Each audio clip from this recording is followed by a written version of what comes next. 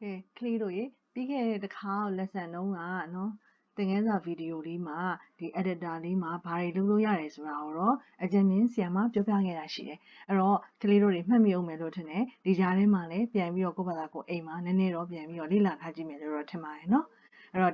ဒီတစ်ပတ် lesson မှာတော့ဆရာမဘာလုပ်ပြမလဲဆိုလို့ရှိရင်ဒီစပြီးတော့ project လေးတွေကို create လုပ်ကြအောင်project လေးကိုစပြီး create လုပ်ဖို့အတွက်ကိုဆရာမတို့တွေဒီမှာဒီ sprite လေးကိုအရင်ဆုံးကိုကြိုက်တဲ့ပုံစံလေးဇာတ်ကောင်လေးရွေးကြည့်အောင်เนาะဒီကြောင်ကလေးကကြတော့ဒါအများနဲ့မြင်နေကြဒီမှာပါနေကြဆိုတော့ကြောင်လေးအစားတခြားလေးတစ်ခုခုပေါ့ရွေးကြည့်အောင်เนาะပို့ပြီးတော့ကိုသဘောကျမဲ့အကောင်လေးပေါ့အဲ့တော့ဆရာမကတော့ဒီမှာ animal ဆိုတဲ့ဟာအကောင်လေးကြီးပဲစုပေးထားတဲ့အထက်ကနေပြီးတော့မှဒီမှာဘာကောင်လေးရွေးကောင်းမလဲဆိုတော့ဒီ rooster ကြီးကတော့ဒါအယောင်လေးနဲ့လှရပုံပဲเนาะဒါလေးရွေးကြည့်လိုက်အောင်rooster ကြီးတော့ရှိနေပြီပေါ့အဲ့တော့ဆရာမတို့တကောင်ပဲအရင်ရေးမယ်ဆိုတော့ကြောင်လေးခဏလောက်ဖွက်ထားလိုက်အောင်เนาะဖွက်ထားမယ်ဆိုဒီနေရာမှာမျက်လုံးလေးပိတ်တဲ့ဟာလေးရှိဒါလေးပိတ်လိုက်ရင်ကြောင်လေးကခဏလေးသူ့ကိုဖြောက်ထားပုံထားလိုက်เนาะဖွက်ထားလိုက်ပြီးတော့ဒီ check ကလေးကိုဆရာမတို့ရွေးပြီးသွားပြီပေါ့အဲ့တော့ check ကလေးရွေးပြီးသွားပြီဆိုရင်နောက်ခံကြီးကိုကြည့်ပါအောင်ဖြူဖြူကြီးဆိုတော့ကြည့်လို့မကောင်းเนาะအဲ့တော့ဖြူဖြူကြီးမဟုတ်ဘဲနဲ့ဒီ check ကလေးနဲ့လိုက်တဲ့ဟာလေး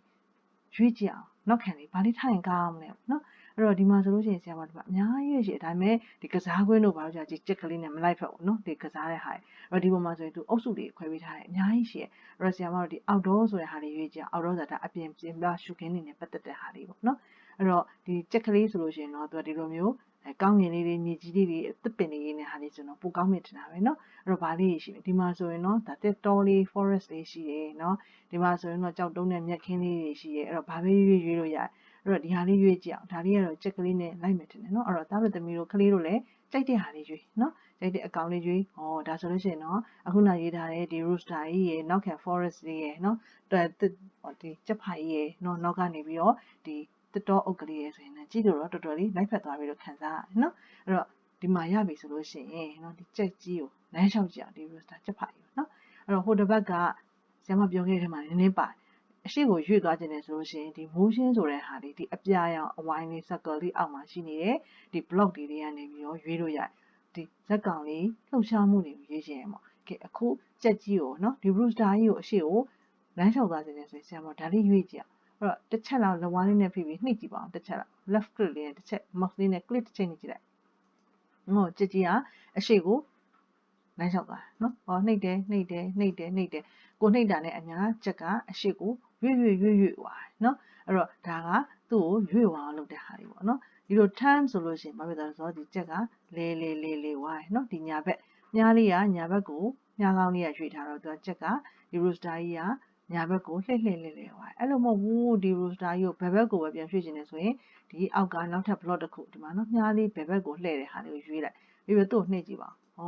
ါနော်သူပြန်ပြီးတော့ဘယ်ဘက်ကိုပြန်ပြီးတော့ဒီလိုမျိုးလေလံလေးရှိတယ်နော်အဲ့တော့ဒါလေးကညာဘက်ကိုပြန်လှည့်မယ်ဒီလိုလေးလှည့်ပေါ့နော်ဒါဆိုလို့ရှိရင် movement လေးပေါ့ဒီဇက်ကောင်ဘယ်လိုရွေ့မလဲနော်ရှေ့ကိုရွေ့သွားခြင်းသလားဒါမှမဟုတ်ညာဘက်ကိုဒီလိုလေးနည်းနည်းလေးလှည့်သွားခြင်းသလားဒါမှမဟုတ်ဘယ်ဘက်ကိုပြန်လှည့်ခြင်းသလားဒါလေးတွေရွေ့လို့ရတယ်နော်ဒီလိုမဟုတ်ဘူးဆိုလို့ရှိရင်ကျတော့ဆရာမတော့ဘာထပ်ထုတ်လို့ရသေးလဲဆိုလို့ရှိရင်ဒီမှာ glide ဆိုတဲ့ဟာလေးကျ glide ဆိုတော့လေခုန်စီးသလိုမျိုးပေါ့ဖြည်းဖြည်းချင်းရွေ့သွားတဲ့ဟာလေးနော်အဲ့တော့ဒါမျိုးဆိုလို့ရှိရင်သူကဒီမှာကိုယ့်ရဲ့ random position ဆိုတဲ့ဟာကျတော့ကြိုက်တဲ့နေရာကိုရွေးလို့ရအောင်เนาะဒါနဲ့ဆိုရင်သူရွေးချင်တဲ့နေရာကိုရွေးသွားเนาะနောက်တစ်ခါထပ်နေသူကကြိုက်တဲ့နေရာကိုရွေးသွားနောက်တစ်ခါထပ်နေနောက်တစ်ခါကြိုက်တဲ့နေရာကိုရွေးသွားမယ်အဲ့လိုမဟုတ်ဘူးဒီ rooster ကြီးကိုဒီအရှိကိုဖြည်းဖြည်းချင်းရွေ့သွားခြင်းနဲ့ဘယ်နားလေးကိုရွေ့မယ်ဖြည်းဖြည်းချင်းပေါ့အဲ့ဆိုလို့ရှိရင်ဒီမှာသူကဒီ x ပဲနေရာ y ပဲနေရာပေါ့ x ဆိုတာဒီလိုအရှိအနာ y ဆိုတာဒီလိုအပေါ်အောက်ပေါ့နော်အခုဆိုရင်သူက -176 ဆိုတဲ့နေရာမှာရှိတယ်အဲ့ဆိုရင်အရှိကိုနည်းနည်းရွေ့သွားခြင်းနဲ့ဆိုရင်ဆရာမတို့ကဒီနေရာမှာသူ့ဘာပေးလို့ရမလဲဆိုရင်100လောက်ပေးကြည့်လိုက်ပေါ့နော်100လောက်ဆိုဒီလို rooster ရဲ့ဒီလိုအရှိကိုရောက်သွားလိမ့်မယ်နော်အပေါင်းကနန်းဆိုရင်ပေါ့နော်အဲ့အပေါ်တက်ချင်နေဆိုရင်လည်းဆရာမတို့ကအပေါင်းကနန်းပေးလို့ရတယ်နော်အဲ့ဆိုလို့ရှိရင်လည်းသူ့အပေါ်ကိုထားပါတော့နော်90လောက်နော်ဒီလိုမျိုးလေးတက်သွားခြင်းအဲ့ဆိုအပေါ်တက်အောင်အဲ့တော့ကြည့်ပါအောင်ဖြည်းဖြည်းချင်းသူက slow motion လေးနဲ့ရွေ့သွားတဲ့ဟာမျိုးလေးသွားမှာညှိနေပြီနော်ကြည့်ပါသူတို့လေးသွားနော်အဲ့တော့ဒီမှာ1 second လို့ပြောရတဲ့ကြောင့်မလို့သူက1 second စာဖြည်းဖြည်းချင်းသွားနော်အဲ့လိုမဟုတ်ဘူးသူက3 second လောက်ဆိုရင်တော့တော်တော်လေးနှိမ့်လေးသွားမှာပေါ့နော်အဲ့တော့ဒီချက်ကလေးပြန်ရွှေ့မယ်ပြီးပြန်နှိပ်ကြည့်ပါအောင်တော့ဖြည်းဖြည်းချင်း3 second ဆိုရင်နည်းနည်းလေးပိုနှေးလာနော်1 second ဆိုရင်မြန်တယ်ရွေ့ဆိုရွေ့ပါနော်အဲ့မဲ့သူကခုနလိုမျိုးဆရာမတို့ဒီလိုမျိုးတစ်ချက်ချင်းစီသူအရှိကိုရွေ့ဖို့နှိပ်နေစရာမလိုတော့နော်ဒီလိုနှိပ်တယ်လေသူရွေ့ဆိုဒီလိုလေးရွေ့သွားဟာလား နော်ဒီလိုမျိုးလေးပြန်ပြီးတော့ရွေ့သွားတဲ့ဟာမျိုးလေးနော်အဲ့တော့ဒါလေးတွေကဒီဇက်ကောင်လေးနဲ့ရွေ့လျားမှုနဲ့ပတ်သက်ပြီးတော့ဒါလေးတွေအများကြီးရေးလို့ရတယ်နော်ဘယ်အချိန်မှာဒီ rooster ကြီးကိုဘယ်ဘက်ကိုပြန်ပြီးတော့လှည့်လာမလဲနော်အားမလို့ရှိရင်လည်းဘယ်အချိန်မှာ तू ကဘယ်နေရာကိုသွားပါလို့ဆိုပြီးတော့ခိုင်းလိုက်လို့ရမလဲပေါ့အဓိကကတော့ဘယ်အချိန်မှာသူ့ကိုဒါတွေကိုလုတ်ခိုင်းမလဲဆိုတာကိုကလေးတို့ကတတ်မှတ်ပေးဖို့လိုတယ်နော်ကိုယ့်အိမ်မှာဆိုလည်းစဉ်းစားကြည့်ပါအောင်ဟာပါတော့နော်မနေ့ဆိုလို့ရှိရင်မမေကကလေးတို့9နာရီထိုးပြီး6နာရီထိုးပြီးအိယာထားတော့အဲ့လိုပြောလိုက်တယ်ဘာလို့ကအိယာကနေထအဲ့တော့ဘယ်အချိန်မှာအိယာထားလဲဆိုလို့ရှိရင်ဟာပါတော့မမေနှိုးတဲ့အချိန်ဟုတ်လားဒါမှမဟုတ်တချို့ကြတော့လေကိုယ့်ဘာသာကိုအလန်းပေးထားပြီးတော့အလန်းမြည်တဲ့အချိန်အိယာထားနော်နှိုးဆက်လေးနိုင်လေးပေးထိုက်တယ်ငါမနေ့9နာရီထားမယ်ဆိုရင်9နာရီကျရင်နှိုးဆက်လေးရမြည်တယ်အဲ့တော့နှိုးဆက်မြည်တဲ့အချိန်အိယာထားနော်အားမလို့ရှိရင်လည်းခုနမမေနှိုးတဲ့အချိန်အိယာထားအားမလို့တကယ်ချင်းတယောက်ယောက်ကကိုယ်လှမ်းပြီးတော့ဖုန်းဆက်ပြီးတော့ဟေးတကယ်ချင်းအိယာထားတော့လှမ်းပြောလိုက်တဲ့အချိန်အိယာထားအဲ့တော့ဘာဖြစ်တယ်လဲဆိုရင်အလုပ်တစ်ခုခုလုပ်ဖို့အတွက်တယောက်ယောက်ကဒီလုပ်ဖို့ကိုပြောတဲ့တွန်းအားပေးတဲ့အပြုတ်အမူတစ်ခုခုရှိတယ်ဘယ်အချိန်မှာလုပ်မယ်ဆိုတဲ့ဟာပေါ့နော်ဘာဖြစ်တဲ့အချိန်မှာဒီအလုပ်ကိုလုပ်မယ်ပေါ့မမေနှိုးတဲ့အချိန်နှိုးဆက်လေးမြည်တဲ့အချိန်ဒါမှမဟုတ်တကယ်ချင်းဖုန်းလမ်းဆက်ပြီးတော့နှိုးတဲ့အချိန်အဲ့တော့ဒီအလုပ်ကိုလုပ်ဖို့အတွက်တစ်ခုခုတွန်းအားလေးတစ်ခုရှိတယ်အဲ့တော့ဒီမှာဆိုလို့ရှိရင်လည်းဘာဖြစ်လဲဆိုရင်ဆရာမတို့မှာအဲ့လိုဒီကြက်ဖာကြီး rooster ကြီးကိုလမ်းလျှောက်ဖို့အတွက်ဘယ်အချိန်မှာလျှောက်မလဲဆိုပြီးတော့သတ်မှတ်ပြီးလို့ရတဲ့ဟာတစ်ခုရှိတယ်နော်အဲ့လိုသတ်မှတ်ပေးထားတဲ့ဟာကိုသုံးဖို့ blog ကဘယ်အောက်မှာသွားကြည့်ရတယ်လဲဆိုလို့ရှိရင်ဒီမှာ event ဆိုတဲ့ဟာလေးရှိရယ်နော်ဒီ event ဆိုတဲ့ဟာလေးအောက်ထဲကနေပြီးတော့ဒီ blog အုပ်စုအစုအဝေးတွေကနေပြီးတော့ဒီ rooster ကြီးကိုခိုင်းခြင်းတဲ့အချိန်အခြေအနေအချိန်ခါကိုကိုကသတ်မှတ်ပေးလို့ရတယ်နော်အဲ့တော့ဒီအချိန်မှာဘာလုပ်လို့ရမလဲဆိုရင်ဒီအလံအစိမ်းလေးနော်အဲ့ဒါကဒီအပေါ်မှာရှိနေတဲ့ဒီအစိမ်းလေးအဲ့ဒီအစိမ်းလေးကိုနှိပ်တဲ့အချိန်မှာဒီ rooster ကြီးကိုရွှေ့ခိုင်းပါလားနော်ဒါမှမဟုတ်လို့ရှိရင်ဒီမှာ1ဆိုဘယ်အချိန်မှာပြောတာနော်1ဆိုဒီမှာဒီ space key press ဆိုတဲ့အခါမှာဒီဒါလေးကိုရွေးလိုက်တယ်ဆိုရှင်ဘာဖြစ်သွားလဲဆိုတော့ဒီ keyboard ကနေပြီးတော့ space bar လေးကိုနှိပ်လိုက်တဲ့အချိန်မှာဒီ router ကြီးကိုလမ်းလျှောက်ခိုင်းပါလား okay အဲ့တော့ကြည့်ကြအောင်နော်သူ့ကိုဒီ space bar လေးနှိပ်တဲ့အချိန်မှာဒီနှစ်ခုကိုတော့ဒီ block လေးနှစ်ခုကိုတော့ဆီယမတို့ချိတ်ပေးဖို့လိုတယ်နော်ချိတ်ပေးလိုက်ပြီးတော့မှအဲ့ဒါမှဒီအပေါ်ကနော် space ကိုနှိပ်လိုက်တဲ့အချိန်မှာဒီအောက်ကခြေလမ်း10လမ်းရွေ့မယ်လို့ပြောချင်တာအဲ့တော့ဒီအပေါ်ကလုံးမဲ့အချိန်ကိုသတ်မှတ်ပေးရမယ်ဘယ်အချိန်မှာခြေလမ်း10လမ်းရွေ့ပါလဲเนาะကိုသတ်မှတ်ပေးရအဲ့တော့ space bar နှိပ်လိုက်တဲ့အချိန်မှာ rooster ကြီးကိုခြေလမ်း10လမ်းရွေ့မယ်ဆိုတဲ့ဟာเนาะကဲအခုဆရာမ keyboard ကနေ space bar ကိုနှိပ်လိုက်เนาะအခုဒီနေရာကနေခုနလိုမျိုးဒါ mouse နဲ့မနှိပ်တော့เนาะအခု mouse ကိုဒီမှာဝေးဝေးမှာထားလိုက်ပြီး space bar နှိပ်လိုက်เนาะဘာဖြစ်လဲဆိုတော့ရွှေ့ကိုရွေ့သွားเนาะအဲဆိုအပေါ်မှာဒီလိုနေတဲ့ချိန်မှာဘာဖြစ်သွားလဲဆိုရင်ဒီမှာမြင်ရတာဒီကောင်လေးကဒီနားမှာ blink ဖြစ်သွားတယ်ရှိတယ်နော်ဒီအဝါလေးမွန်ရောင်လေးက